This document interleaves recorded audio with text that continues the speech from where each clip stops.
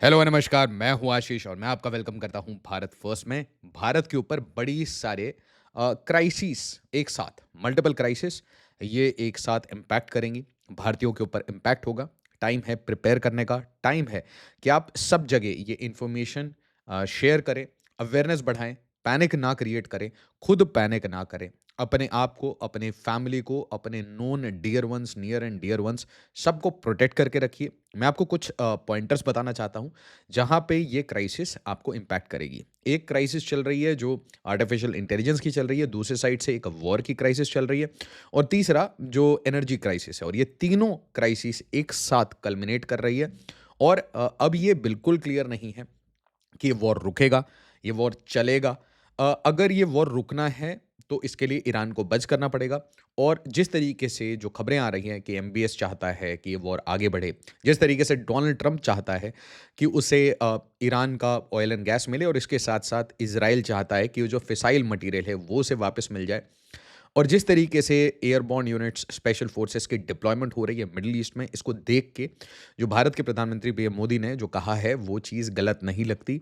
अगर ये वॉर मतलब किसी भी इवेंचुअलिटी के लिए भारत और भारतीयों को रेडी होना पड़ेगा। भारत सरकार अपने स्तर पे काम करेगी। आपको मुझे अवेयरनेस एक दूसरे में स्प्रेड करना है, पैनिक क्रिएट नहीं करना। सबसे पहला जो इम्पैक्ट आएगा वो वॉर का इम्पैक्ट आता है सप्लाईज पे। जैसे ही वॉर शुरू होता है तो इसका मतलब भारत की जो डिफेंस इंडस्ट्रियल कॉम्प्लेक्स को जो भी सप्लाईज मिलने थे, वो धीरे मिलना शुरू होंगे। दूसरी चीज़ आती है कि वॉर टैक्टिक्स वो चेंज हो रहे हैं, इसका मतलब हमारी प्लानिंग और हमारे जो वेपन्स हैं, उसे भी चेंज होना पड़ेगा। बट इसके साथ एक पंगा आ रहा है आर्टिफिशियल इंटेलिजेंस का।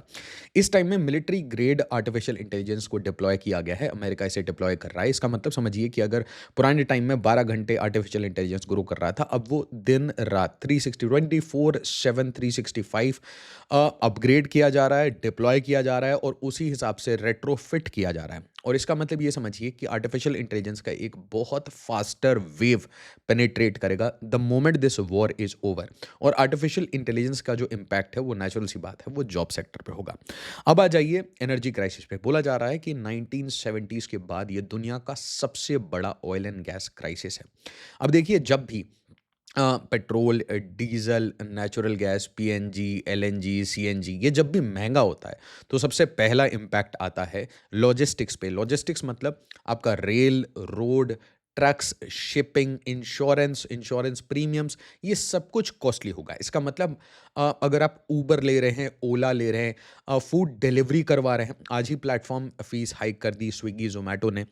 तो आप चाहे फूड डिलीवरी करा रहे हो या फिर आप ये क्विक कॉमर्स में हो या फिर आप फ्लिपकार्ट अमेज़न से सामान मंगा रहे हो, किसी भी तरीके का जो लॉजिस्टिक्स है वो महँगा होगा, किसी भी तरीके से। क्योंकि majority of it is dependent upon petrol and diesel. इसके साथ-साथ वो सारी इंडस्ट्री जो कि डायरेक्टली डिपेंडेंट थी ऑयल एंड गैस पे, उसके ऊपर हिट आएगा। इसका मतलब अगर आप पेट्रोकेमिकल इंडस्ट्री ले लीजिए, आप ग्लास के ऊपर चले जाइए, केमिकल्स के ऊपर चले जाइए, प्लास्टिक्स के ऊपर चले जाइए, सेरेमिक्स के ऊपर चले जाइए।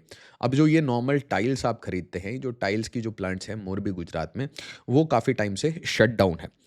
तो इसका मतलब अगर आपका ऑयल एंड गैस का प्राइस बढ़ेगा तो एविएशन बढ़ेगा। एविएशन का अगर कॉस्ट बढ़ गया तो इसका मतलब जो टूरिज्म सेक्टर है, जैसे मान लीजिए states like Himachal Pradesh, states like Jammu and Kashmir, they will be hit. Vietnam, Philippines ये इन्होंने डिक्लेयर कर दिया भाई, इमरजेंसी डिक्लेयर कर दी। किसी ने फाइनेंशियल इमरजेंसी, किसी ने फ्यूल इमरजेंसी, किसी ने एनर्जी क्राइसिस डिक्लेयर कर दिया। तो इसका मतलब आपको मूव करना, सामान को मूव करना ये कॉस्टली पड़ेगा और अगर कॉस्टली पड़ेगा तो जो बल्क गुड्स है, बल्क गुड्स में क्या आता है? आपका स्टील, आयरन, सीमेंट ये सब कुछ महँगा होगा। अगर ये सब कुछ महँगा होगा तो इसका मतलब कंस्ट्रक्शन कॉस्ट, कोई भी बिल्डिंग इंफ्रास्ट्रक्चर का जो कंस्ट्रक्शन कॉस्ट है वो बढ़ेगा। तो अगर कंस्ट्रक्शन कॉस्ट बढ़ेगा तो टिपिकली लोग क्या करते हैं, अपने प्रोजेक्ट को स्टॉल कर देते हैं, रोक देते हैं, कंस्ट्रक्शन रोक देते हैं। इसका मतलब जो लेबरर्स वहाँ पे काम कर रहे हैं उनके लिए एक परेशानी। दूसरा, अगर वो इसी कॉस्ट पे काम करते रहेंगे तो इसका मतलब cost escalation in real estate sector. साथ ही साथ याद रखिए कि जब भी ऐसी कोई क्राइसिस आती है तो सबसे पहला जो हिट आता है वो इनकम्स पे आता है, क्योंकि आपकी स्पेंडिंग बढ़ गई, ठीक है? आपके पास डिस्पोजेबल इनकम कम बचा, आपकी सैलरीज़ फिक्स्ड हैं, तो इसका मतलब आपके पास जेब में कम पैसा है, तो आपका डिमांड कम है तो आपका जो रियल एस्टेट सेक्टर है उसमें भी डिमांड कम होगा। अच्छा, रियल एस्टेट सेक्टर में एक तो कॉस्ट बढ़ रहा है, ऊपर से डिमांड कम हो रहा है। इसका मतलब बड़ी क्राइसिस आ सकती हैं। छोटी-मोटी कुछ कंपनीज़ के ऊपर हिट आ सकता है। अगर ये कहानी देर तक चलती है। तो मतलब पुणे हो गया, गुड़गांव हो गया, जहाँ पे भी हीटेड रियल एस्टेट सेक्टर है, उसके ऊपर इम्पैक्ट पड़ेगा। तो ये टाइम नहीं है कि आप जाके बिग टिकट बाइंग करें, कॉस्टली परचेजेस करें। इसके साथ-साथ अगर कंस्ट्रक्शन रियल एस्टेट में हिट आता है, तो मतलब जॉब इंडस्ट्री पे हिट आता है। अगर जॉब इंडस्ट्री पे भी हिट आता है, तो इसका मतलब लेबर इंडस्ट्री, तो इसका मतलब आपका जो डिस्पोजेबल इनकम है, वो कम होगा। इसका मतलब लाडली बहना की ज़्यादा ज़रूरत पड़ेगी, मनरेगा की ज़्यादा ज़रूरत पड़ेगी। साथ ही साथ अगर आप एक नॉर्मल अपने जो बास्केट को देखें, फूड बास्केट को देखें, तो सामान उगाना, क्योंकि फर्टिलाइज़र महँगा हो रहा है और उसके साथ उसे ट्रांसपोर्ट करना और फिर मार्केट में बेचना, ये कॉस्टली होगा। तो सीरियल्स हो गया, सीरियल्स, पल्सेस या फिर आपके जो रोज़मर्रा की जो वेजीज़ हैं, फ्रूट्स एंड वेजिटेबल्स, ये सब कुछ महँगा होगा। इसके साथ डिलीवरी भी महँगी होगी, तो कुल मिला के जो एक normal middle class, lower middle class poor section है, उनके पास डिस्पोजेबल इनकम कम, इसका मतलब न्यूट्रिशनल बास्केट कम, इसका मतलब खाना मे बी लो क्वालिटी का, या फिर खाना अगर सेम क्वालिटी का आप खा रहे हैं, वही एक्सपेंसिव चीज़ें, वही एलिमेंट्स वगैरह खा रहे हैं, तो इसका मतलब आपको ज़्यादा कॉस्ट बेयर करना पड़ेगा। सप्लाई चेन रिस्क, किसी भी सेक्टर में अगर कोई भी सप्लाईज़ हैं, कहीं पे भी अगर थोड़ा-सा भी movement of goods and services है, तो इसका मतलब आपका उसके ऊपर इम्पैक्ट होगा। अब आ जाइए वॉर वेव, एआई वेव और इस पूरे एनर्जी क्राइसिस को कंपाइल करके अगर आप सोचें, तो भारत इस टाइम में बहुत सारी फाइटिंग कर रहा है। डिप्लोमेटिक फाइटिंग करेगा। हार्ड पावर, सॉफ्ट पावर दोनों को साथ में डिप्लॉय करना पड़ेगा। सॉफ्ट पावर, हार्ड पावर आप क्यों डिप्लॉय करेंगे? क्योंकि आपको लॉन्ग टर्म कॉन्ट्रैक्ट्स, लोग बोलेंगे फोर्स मजोर हो गया, क्राइसिस हो गई तो हम सेम प्राइस पे सामान नहीं दे सकते, जैसे कतर एनर्जी कर रहा है। तो क्या होगा कि अगर मान लीजिए आपने $80 पे भी कोई कॉन्ट्रैक्ट किया है, तो वो कोशिश करेंगे कि $80 पे आपको सप्लाई ना करे। ईरान और रशिया ये दोनों कोशिश कर रहे हैं कि एक प्रीमियम पे अपने तेल और गैस को बेचें। ठीक है? तो वो आपको जो $20, $30 पे सामान मिल रहा था, $60 पे सामान मिल रहा था, वो नहीं मिलेगा। आपको स्पॉट मार्केट से ज़्यादा महँगा सामान लेना पड़ेगा। मतलब ऑयल एंड गैस की बात कर रहा हूँ। और जब आप ये ऑयल एंड गैस का सप्लाई डिसरप्ट होता है, तो मतलब आप सब कुछ डिसरप्ट होता है। शिपिंग डिसरप्ट होता है। शिपिंग डिसरप्ट होता है, तो आप जो भी सामान इम्पोर्ट करते हैं या एक्सपोर्ट करते हैं, तो एक्सपोर्ट करते हैं तो मतलब पोर्ट्स में लाइन लगी रहेगी, और इंपोर्ट करते हैं तो आपको महंगा सामान लेना पड़ेगा।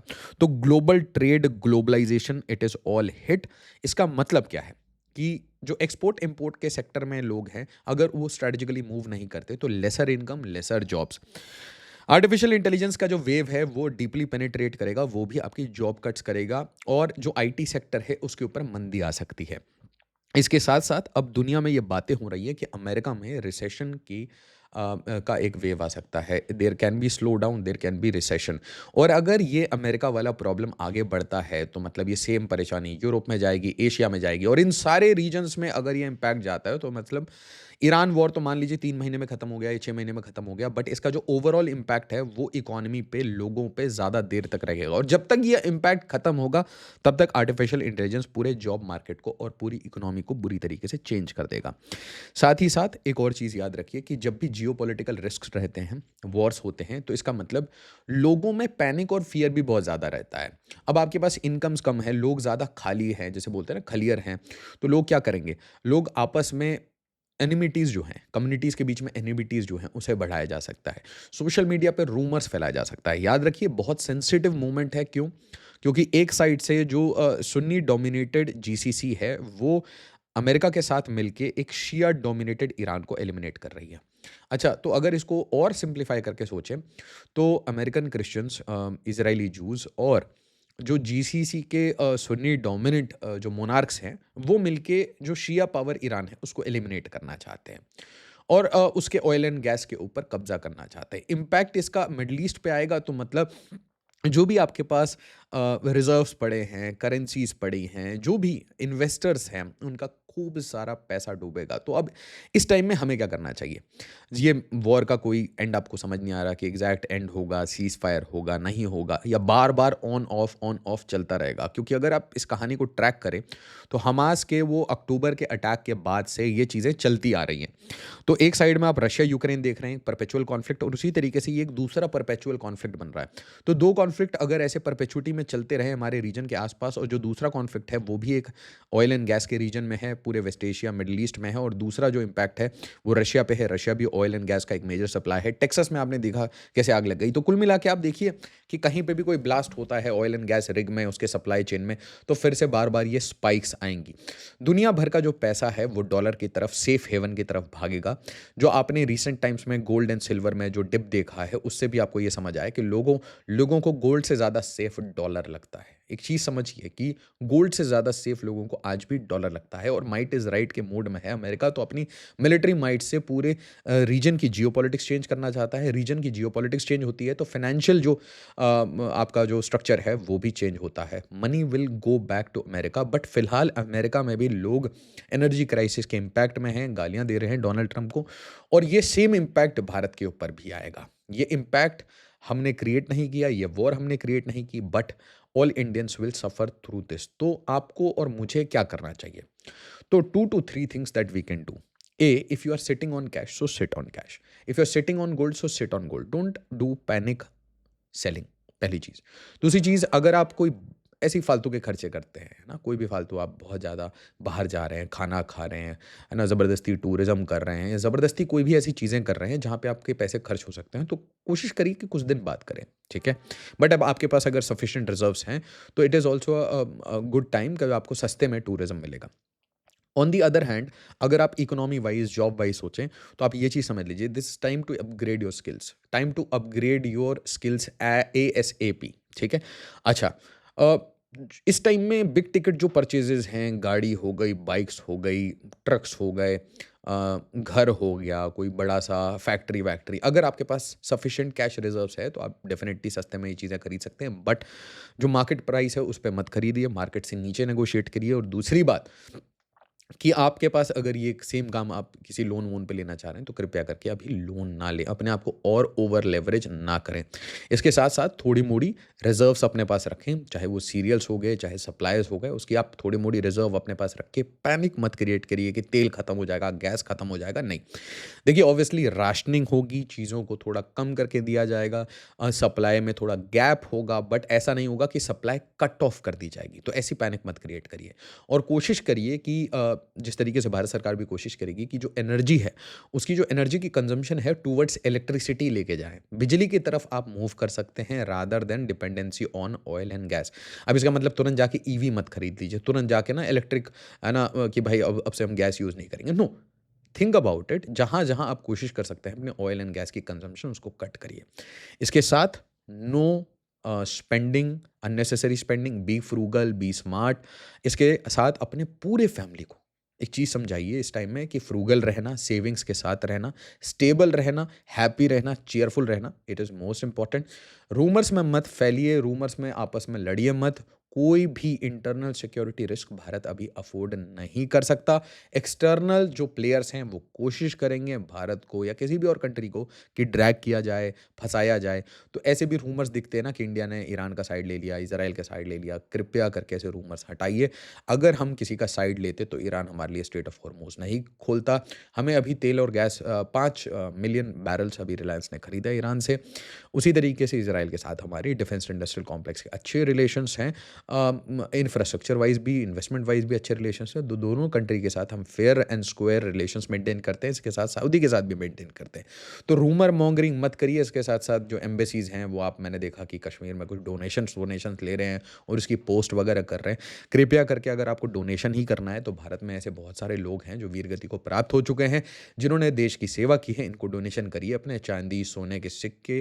कृपया करके पॉलिटिकल ड्रामे में मत फंसिए, आपस में एक साथ सॉलिडारिटी के साथ रहिए। ये भारत के लिए ऐसा टाइम है जब हमें मिल के we have to sail through any crisis which comes, and most importantly we have to be ready and we should not create any panic. Video को लाइक शेयर और सब्सक्राइब जरूर करिएगा। एज ऑलवेज, जय हिंद, जय भारत।